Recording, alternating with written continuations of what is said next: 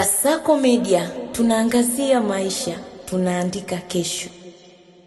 Jeshi la polisi mkoa wa Mbeya linawashikilia watuhumiwa 4 ambao ni Wilfred Komba mwenye umri wa miaka 24, mwanachuo mwaka wa kwanza katika chuo kikuu cha Iringa, Leonard Shamba maarufu Paulo mwenye umri wa miaka 21, mkazi wa Tarime mkoa wa Mara, James Mwakalebela mwenye umri wa miaka 26, mkazi wa Nyonga Kiela, na Joseph Mkwara maarufu Aliki mwenye umri wa miaka 26, mkazi wa Kiela, kwa tuhuma za kusafirisha dawa za kulevya aina ya bangi yenye uzito wa kilogramu 45 na gramu 785 katika nyakati tofauti. Watuhumiwa walikamatwa wakiwa na dawa hizo za kulevya zikiwa kwenye mabegi matatu na mifuko miwili ya sandarusi, wakizisafirisha kwa mabasi ya abiria kutoka Mbeya kuelekea Dar es Salaam. Uchunguzi wa awali umebaini kuwa waliingiza dawa hizo nchini kutokea nchi jirani. Aidha, jeshi la polisi mkoa wa Mbeya linawashikilia ndugu wa familia moja ambao ni Solomoni Mwakambale mwenye umri wa miaka 68 na watoto wake wawili ambao ni Stefano Mwaisango mwenye umri wa miaka 32 na Emmanuel Mwaisango mwenye umri wa miaka 36, wote wakazi wa Busoka Masebe, kwa tuhuma za mauaji ya Agent Segelela mwenye umri wa miaka 87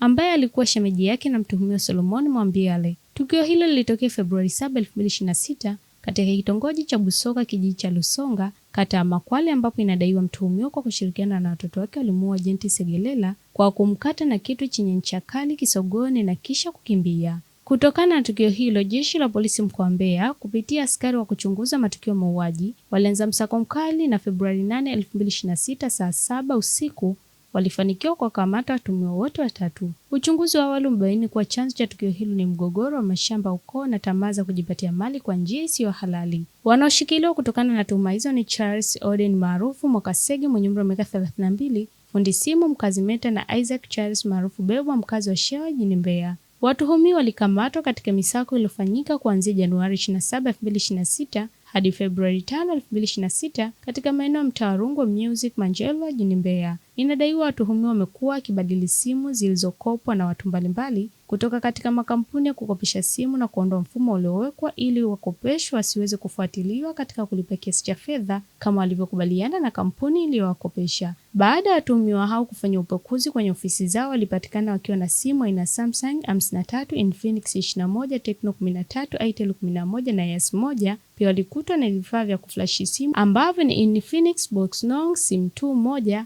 G-Tag adapter ISP 4BT 2, F64 Flash Ultrabox 2, F64 Flash adapter 2, Easy G-Tag Plus Box 2, UFI Box 1 na laptop 3. Simu hizo zilizokamatwa zilifanywa ukaguzi na awali na kutambuliwa na makampuni yaliyowakopesha watu mbalimbali, na nyingine zimetambuliwa ziliibiwa maeneo mbalimbali ya jiji la Mbeya. Jeshi la polisi mkoa wa Mbeya linatoa wito kwa baadhi ya wananchi ambao bado wanajihusisha na uingizaji, usafirishaji na matumizi ya dawa za kulevya kuacha mara moja, kwani ni kinyume cha sheria na ni hatari kwa afya zao na za wengine, hususan vijana. Aidha, inatoa wito kwa baadhi ya watu wenye tamaa za kujipatia mali kwa njia zisizo halali kuacha mara moja na badala yake utafute shughuli halali ili kujipatia kipato halali, kwani uhalifu wa ulipi na hauna nafasi kwenye jamii. Nikusihi mtazamaji wa Kasako Media, kwa update zaidi unaweza kutufuatilia kupitia mitandao yetu mbalimbali ya kijamii ambapo Instagram na Facebook ni Kasako Media.